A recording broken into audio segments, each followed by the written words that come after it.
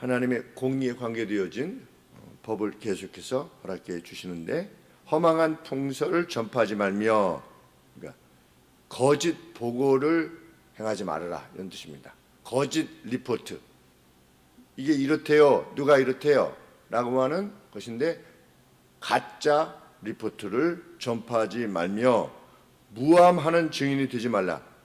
악의적인 증인이 되는 것. 그래서 허망한 풍설을 전파하는 것은 능동적인 악입니다. 적극적으로 악을 행하는 겁니다. 아닌 것을 저 사람이 이렇게 했습니다 라고 하는 것은 악의에서, 능동적인 악의에서 나온 것이라면, 두 번째는 거짓 증거를 하는 적극적인 악을 행한 것은 아니지만, 재판할 때 나쁜 사람의 편에 손을 들어주는 겁니다. 그렇게 하지 말아라. 손을 들어서 그 악에 동참하는 자가 되지 말게 해라. 왜? 하나님은 악의에 찬 모함에 의해서 그 누가 정당하지 아니한 괴로움을 당하는 것을 결코 허락지 아니하시는 분이시다. 1절은 고소를 하는 입장에서 거짓 리포트를 전하는 입장인데, 두 번째는 재판장의 입장에서 악을 행하지 말아라. 다수에 의해서 그 악을 행하도록 압력이 가해진다 할지라도, 우리 헌법재판소 같은데, 또는 대법원 같은데, 우리 이전에 1980년대, 70년대 이렇게 보면, 그때 대법원 판결 같은 것을 보면 나는 새도 떨어뜨리는 그러한 사람들의 권력들, 이런 것들이 있을 때 대법원 판사들이 겁을 먹어가지고 법이 아닌 판단을 내리게 되는 그런 경우들이 많이 있었습니다. 그래서 다시 바로잡는 일들이 일어났는데, 다수를 따라 악을 행하지 말며 재판에 있어서 다수를 따라 부정당한 증거를 하지 말아라. 구조적인 악에 직면했을 때 내가 어쩔 수 없이 그쪽 방향으로 가게 되는 그러한 상황에서도 재판장은 그렇게 하면 안 된다는 겁니다. 그런 악을 행하지 않아야 된다는 겁니다. 또한 압력이 아니라 할지라도 내가 이렇게 안 하면 어떤 괴로움이 오는 것이 아니라 할지라도 많은 사람들이 그것을 좋아할 때 또 그러한 결정을 내리게 됩니다. 인간인지라 국민의 90%가 저놈을 죽여라 이런 식으로 하게 되면, 이것이 온당하지 않는다 할지라도 사람들이 그렇게 판단을 할 때 그것을 좋아하게 됩니다.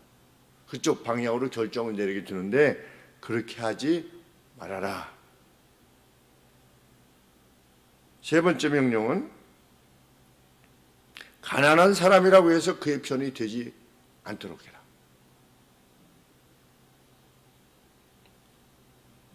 예수님이 가난한 사람들을 위해서 왔다. 거기서 말하는 가난한 자들은 돈이 없는 가난한 자를 말하는 것이 아니라 심령이 가난한 자들을 위해서 오신 것인데,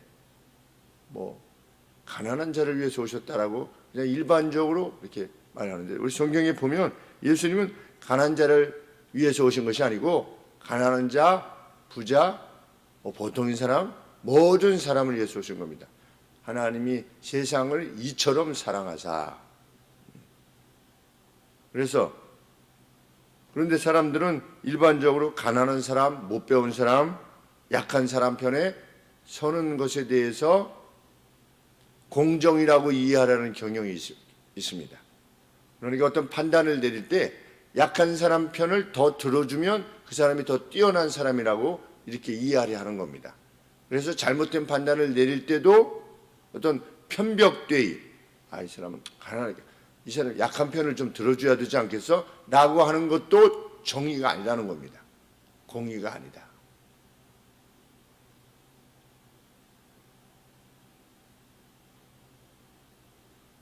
6절 말씀 같이 가난한 사람의 편을 들지 않는 것도 문제지만, 그러니까 부자의 편에 드는 것도 문제지만 가난한 자의 편에 드는 것도 하나님이 원치 아니하시는 것이다.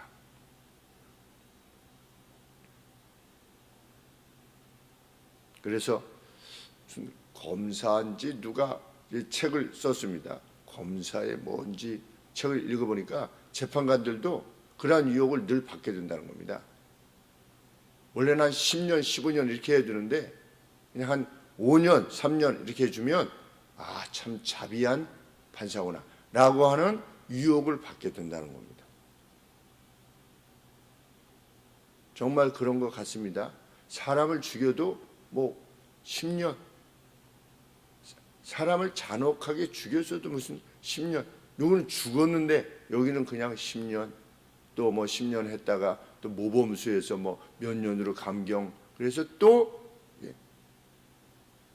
어린아이의 일생을 그냥 성적으로 망가뜨려 버린 자들도 또 몇 년 뒤에 이렇게 나오게 되는 이런 판결들.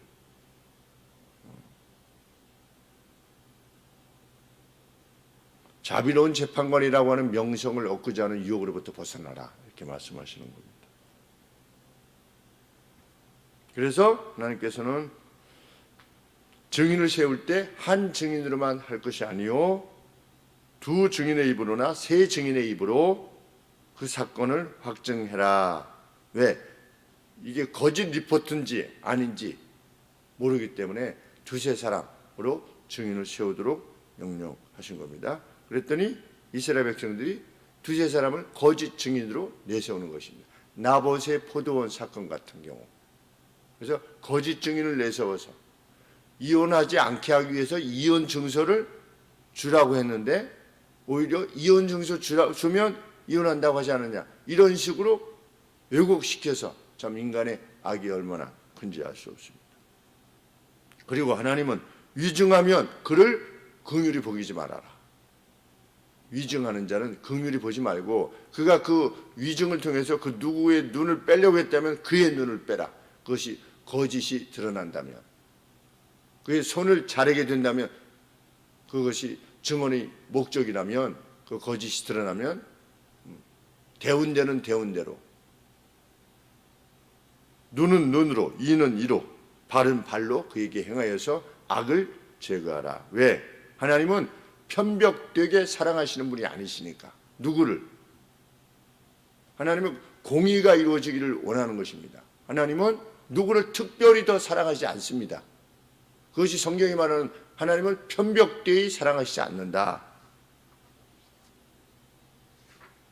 하나님은 모든 사람이 구원을 받기를 원하신다. 이 사람은 내가 더 사랑해서 무슨 잘못을 범했는데도 특별히 뭐 해가지고 좀 봐주고, 이 사람은 내가 내 마음이니까 이 사람은 죄를 범하지 않았는데도 불구하고 하나님이 덜 사랑하시고, 그렇지 않다는 겁니다. 하나님은 나는 중심을 본다. 사람들은 외모를 보지만, 일반 사람들은 외모를 보지만 나는 중심을 본다. 그래서 중심이 제대로 서 있는 사람들은 하나님의 사랑의 대상인 겁니다. 누구나. 하나님은 누구도 멸망치 않고 구원에 이르기를 원하신다. 이것이 다 어떤 우리 교리와 관계되어진 것입니다. 하나님은 누구도 멸망치 않고 구원을 얻게 하시기를 원하신다. 그것이 하나님의 공입니다. 그래서 가령 예를 들면 우리가 논의 중에 있는 뭐 미리 결정되어 있다, 그걸 우리가 받아들일 수 없는 겁니다. 하나님은 편벽되이 파셜하지 않다, 이렇게 되어 있습니다. 파셜. 그러니까 누가 잘못하면 좀 봐줄 수 있고, 내로남불. 하나님께서는 내로남불, 그냥 하나님 자신에 대해서 관계되어진 건 아니지만 다윗이 행했을 때는 좀 바세바를 범해도 괜찮아요. 가령 예를 들면 왜? 하나님이 다윗을 사랑하시니까. 그것이 아니고 성경은 명확하게 무엇을 밝히느냐? 다윗과 같은 이도 범죄했을 때 하나님께서 그의 집에 칼이 떠나지 않도록 하셨다. 하나님은 다윗이고 누구고 관계없이, 그러나 누구라도 돌아오면, 하나님 안에 돌아오고자 하면, 나아몬 같은 인물들, 전혀 하나님을 알고 있지 못했던 이들도 돌아오고자 결정을 한다면 하나님께서 그의 백성으로 삼아주신다. 그에게 구원의 길을 허락해 주신다. 그것이 하나님의 공의입니다. 일상의 삶에 있어서도 거짓된 리포트로 인해서 그 누가 괴로움을 당하지 않도록, 그러면 공정을, 공의를 망가뜨리는 거니까. 참 우리 삶 속에서 우리의 판단을 흐리는 것이 무엇인가 생각해 볼 것입니다. 이 나라도 정말 어려움에 처해 있습니다. 내 진영이 행하는 것은 괜찮습니다. 그 누가 그 어떤 잘못을 해도 내가 내 편은 괜찮은 겁니다. 내가 내 편이라고 생각하는 사람들.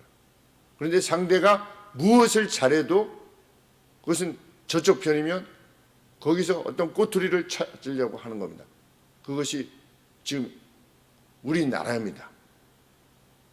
그렇게 가면 갈수록 나라가 망하게 될 것이다. 하나님 말씀에 비춰보면 나라가 망하게 될 것이다. 똑같은 일을 행하는데도 누구는 너는 사랑할 수 없어. 똑같은 일을 행했는데도 너는 내가 사랑하니까 봐줘. 그럴 수 없다는 겁니다. 우리가 어떤 상황에 따라서 하나님의 말씀에 비춰서 그 누가 온당하게 행할 때는 그것을 칭찬하고 격려하고, 그것을 잘못했을 때는 그에 대해서 경책하고 돌이키게 하도록 하는 것, 그것이 공정이고 하나님께서 기뻐하시는 하나님의 나라의 내용이다. 우리 교회도 마찬가지입니다. 그 누가 어떤 일을 행했는데 하나님께서 기뻐하시는 일을 행했다. 그러면 격려하고 칭찬하고, 하나님께서 원치 아니하시는 악을 행했을 때는 그가 누구라 할지라도, 목사라 할지라도 그 악에 대해서 그 책임을 물어야 되는 것이, 그것이 하나님의 공이다. 정말 그래야 할 때에 교회가 아무런 불협화음이 없이, 목사님이 누구를 뭐 특별히 더 좋아하셔가지고 뭐 이렇게 하는 거 아니야? 뭐 이런 거 생기면은 교회가 얼마나 힘들겠습니까? 누구는 이랬는데 괜찮고 누구는 이렇게 하고. 제가 그런 말을 들었습니다. 카톡으로. 아니 다른 사람이 이렇게 하는데 왜 이렇게 하지 않습니까? 제가 말씀을 안 드려서 그렇지 다 이미 했습니다. 하지 말라고. 그 일을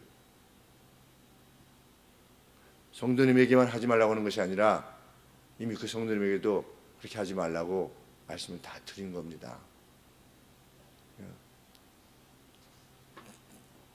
공정, 우리 공정한 사람이 되기를 원합니다. 기도하겠습니다.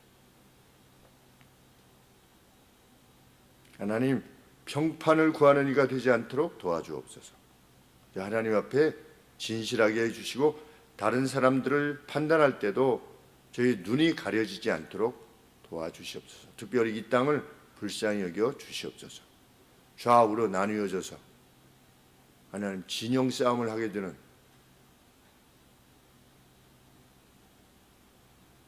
참 오늘의 모습을 봅니다. 나라의 격이 참으로 떨어지게 되는 이 괴로운 시기인데 하나님 불쌍히 여겨 주옵소서. 예수님의 이름으로 기도합니다. 아멘.